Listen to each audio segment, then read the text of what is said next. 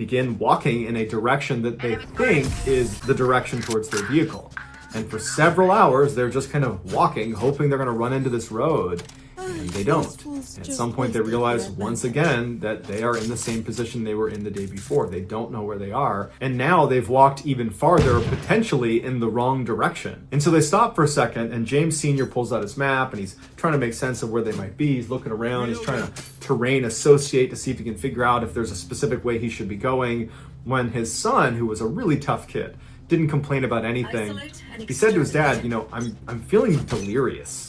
I feel like I can't think straight, and it's hard for me to stand even. I'm going to sit down. And his dad's looking at him, not concerned about this, because it was a pretty miserable night the night before, and so it makes sense he might be tired. But, they had slept a full night's sleep the days leading up to this trip. They've only been out in the elements for one day. They do have warm clothes on. They do have food. They do have water. And so he figures his son will just sit down for a minute, and then he'll get back up and be rejuvenated, and they'll keep moving out. And so James Sr. continues looking at his map. He's looking around, kind of waiting for his son to say, okay, I'm ready to start moving again. But his son just continues to deteriorate. He's speaking in nonsense, and he can't stand up. And this was the first time that James Sr. really started to feel concerned for their actual safety. Because even the night before, when they were up in the tree, even then, it just felt like it was this crazy thing that was happening to them and that everything would be fine. And even that morning when they got up and it was still snowing and they're still lost, he had that optimism, and so did his son. But now thinking, okay, we are potentially staring down another night out here, and we're gonna eventually run out of food and water. Our clothes are starting to get wet. The temperatures are dropping below freezing. We don't have a tent. We don't have a shelter. And now something's wrong with my son, which is concerning in and of itself. But if he can't move, then we can't make progress towards getting out of the situation. And so James Sr., who was this really fit fireman, he said, okay, I'm going to pick you up and I'm going to carry you. And he picked his son up, fireman's carry, put him over his shoulders, and for 3 hours, James Sr. just continues to march around looking for the way out. And after 3 hours, when they had not gotten anywhere closer to a road or any civilization, and now it was dark out again, he collapses with his son, and he puts his son down by a tree, and he sits down next to him, and he's totally defeated. And he's like, we gotta get ready for another night. We gotta get back up in the tree. We gotta do this again. And so as they're sitting there kind of talking about how they're gonna get James Jr. up into a tree for the night, because he has 2 weeks time up himself, they both notice these very bright lights about 100 feet in front of them that look like headlights. And James Sr. is like, oh my goodness, what luck. There is a road that we just didn't see, and there's a car that's parked right there. I'm gonna go up and communicate with them and tell them that they're stuck up here and see if they can give us a ride. Stay right here, I'll be right back. And so James Sr. gets up and starts running towards these lights, because these lights are their lifeline, and he wants to get to them before they potentially pull away without realizing, there's some people that really could use some help here. And so as he's moving, 50, 60, 70 feet away from where his son and his hunting dog were, the lights just continue to go farther and farther away from him, to the point where James Sr. stops. And he's looking at these lights thinking, are those headlights? Like, what are those lights? And at some point, the lights just kind of disappear into the forest, and then they're gone. James Sr. looks around and he realizes, there's no road over here. I'm in the middle of the woods. Like, what were those lights? And so he stands there for a minute thinking to himself, am I losing my grip on reality? Like, what's going on here? And he turns around and he starts running back to where his son and his dog were. And when he gets there, only his dog is there. His son is not on. And what's going through James Sr.'s mind is, how? Because he couldn't walk until now, and my son certainly wouldn't have lied to me and made me carry him all the way here. And there's enough light out that he could actually still see the footprints on the ground. And so he grabs his son's backpack that's left by the tree, he picks it up, he grabs his dog, and he starts yelling for his son, and he starts walking along the footprints that were left by, presumably, his son. And so he's walking along these footprints, and he's yelling out for his son, he's not hearing anything, and this whole time he's thinking to himself, like, why would he even leave? Even if he could move, why would he leave? We're obviously in this together. Like, what's going on with my son? And so he's walking, and after about 30 minutes of walking along these footprints, because the snow was coming down so heavy, the prints were getting harder and harder and harder to track because they were filling in with snow. And finally, it got dark out, and then he really couldn't see the prints anymore. And now James Sr. is absolutely panicked. This is a nightmare. Where's my son? What were those lights? Oh my gosh, it's going to be another night out here. And he just picks a random direction, and holding onto his son's stuff with his dog, he just starts running. The next day, James Sr. and his dog would stumble into this lodge that was about 6 miles away from where they had parked their car over a large mountain. Now, that doesn't mean they moved 6 miles to get there. They probably zigged and zagged all over the mountain, and they covered much more than 6 miles, but it was a 6-mile shot to this lodge. They stumble inside, and it was just a miracle that he had found it. He basically had ran all night until he found a road, and he traced it up to this lodge. And he told the staff inside, "My son is missing. We've been gone for 2 days now. He's out in the middle of the woods. He's hurt. Someone needs to go out there." And so very quickly, the police were called, and word spread to the firefighters in Portland, Oregon, that the fire inspector's son is missing.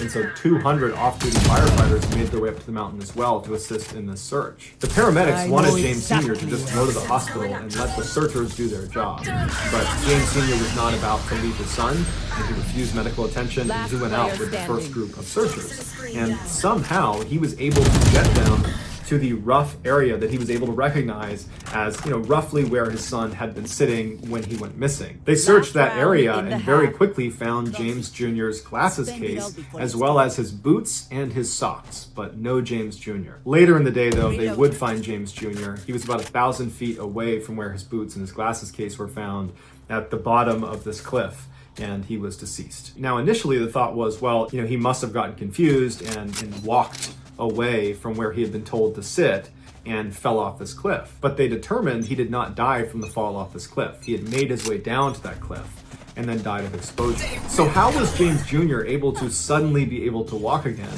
And once he had that skill back, why didn't he go to his dad? Why did he walk away from him? And why did he take his shoes and socks off to do that as well? And what were those lights that James Sr. saw in the middle of the woods? Because they weren't headlights. And it was only when he went to investigate them that suddenly James Jr. up and walks away.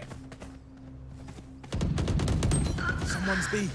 In early July of 1953, Mr. and Mrs. Huggin, along with their 3 young daughters, left their home in Winnipeg, Canada for a 6-week summer vacation. They were headed to the girls' grandparents' summer cabin in Wade, Ontario, which is one of the more remote and wild sections of Ontario. Their cabin was right in the middle of this huge swampy forest, and they were not too far from one of the biggest lakes in Ontario called Fox Lake. The family arrived late on July 4th, so they didn't do anything when they arrived. They just hung out at the cabin, and then early the next day, all the adults decided they wanted to take the girls to Fox Lake for the day. So they began gathering all the supplies they would need while the 3 girls played outside the cabin. Now, there's no neighbors or anybody else anywhere near this cabin. And so it was totally normal to have the girls just play outside. They were not concerned about, them getting taken or something. And so the 2 older girls played in the front yard of the cabin, and Geraldine, the 5-year-old, was playing on the side of the cabin. So the 2 girls in front couldn't see Geraldine, and the adults, they were keeping their eye on all 3 girls, but they were mostly just kind of going in and out of the cabin, getting their stuff together, periodically poking their head out, but the girls were fine. At 10 a.m. that morning, the parents had finally packed up the car, and they were ready to collect the girls to head over to the lake.